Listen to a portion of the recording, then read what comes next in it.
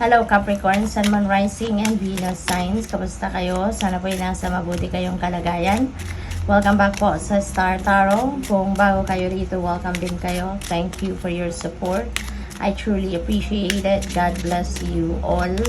Capricorn, paunang mensahe po ninyo ay journey. So meron ditong travel na gagawin. Ang karamihan sa inyo, Capricorn, this could be bakasyon, this could be migration, this could be a job opportunity overseas na gagawin ninyo. So, whatever the case may be, mag-iingat po kayo and enjoy your travel. Privileged lady, this is a very abundant and prosperous energy, Capricorn.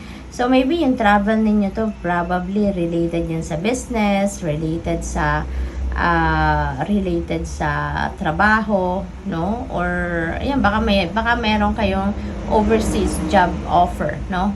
Kaya medyo malaki-laki ang maiuuwi na ninyong pera, no? Yung ganon. What else? We have distant horizon, so malayo-layo talaga ang travel ng iba sa inyo rito.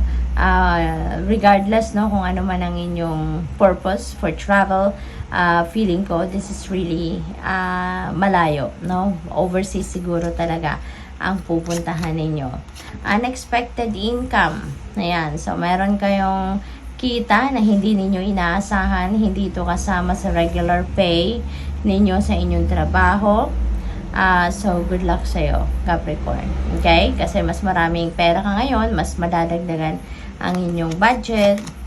We have community. You are lucky kasi you have a very supportive people around you.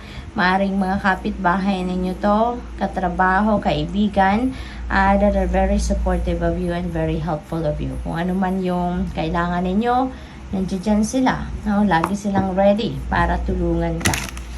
Tignan natin kung ano pa ang mga mensahe para sa'yo. We have King of Wands. Ayan. So, maybe ang iba sa inyo dito is becoming a leader, no? You were born to be a leader, Capricorn. Siguro ang iba talaga sa inyo baka nasa managerial position, no? Kung kayo nagtatrabaho sa isang kumpanya or opisina, maybe isa kayong supervisor, manager, mga ganon, no? Lead. Ayan. So, probably then, may mga plano siguro kayo rito for entrepreneurship, magbe-business, siguro ang iba sa inyo. Pwede rin na yung distant horizon na to and journey na to could be related to business opportunity para sa inyo, no? What else? We have the Emperor energy. So, you know what? Leader talaga kayo. Kasi si Emperor, ganun din. Isa din siyang boss. Isa siyang leader.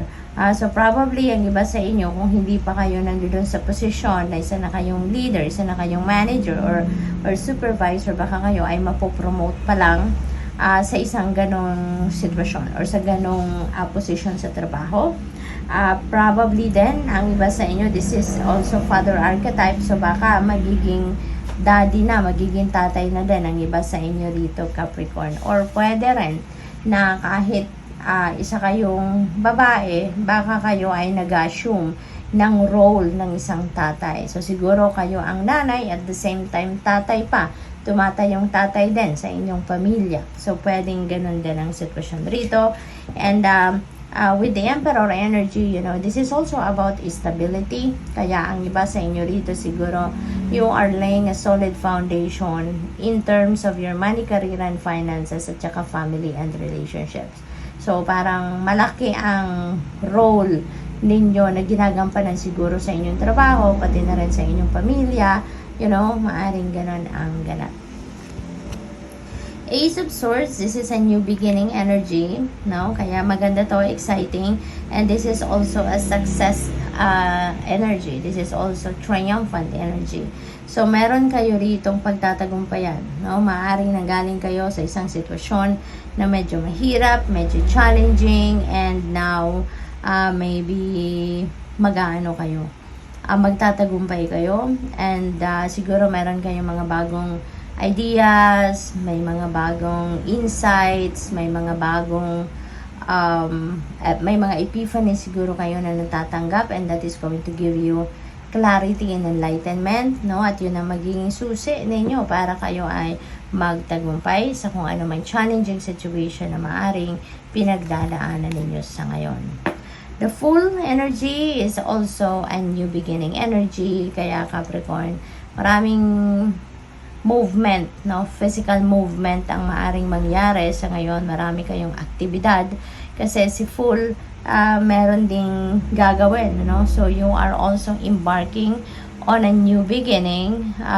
It could be related to anything, depende rin sa inyong sitwasyon. Pwedeng bagong relasyon, bagong level ng inyong commitment, maaaring bagong career path, no? Or kung ano pa, no, na mga bagay-bagay sa buhay ninyo. What else? We have 7 of swords, no? So mag-iingat kayo. Okay? This is a warning for you. Kasi meron ditong mambubudol, this is low vibration energy, manloloko, no? This is liar, cheater, and stealer. Okay? Siguro maraming nagsisinungaling sa inyo, maraming tinatago sa inyo, kaya mag-iingat kayo sa mga taong kinakausap ninyo sa ngayon. No? Huwag kayong masyadong nagtitiwala agad sa mga taong bago nyo lang kilala, mga strangers, no? Nagpo-post as kaibigan ninyo or nagpo-post as matagal na nyo nang kakilala, yung mga ganon. So, mag-iingat kayo. Be careful of the information or details that you are sharing with the people around you sa ngayon because you never know kung sino ang mapagkakatiwalaan at sino yung hindi. Okay? Before you know it, baka naloko ka na, na-scam ka na, nabudol ka na. Kaya, be careful. Also, use your intuition. Lagi kayong makinig sa bulong ng iyong intuition because it will always send you a signal if there is something off key with the person that you are dealing with or with the situation that you are in, no, right now. So good luck. Thank you for watching. Love and light. Namaste.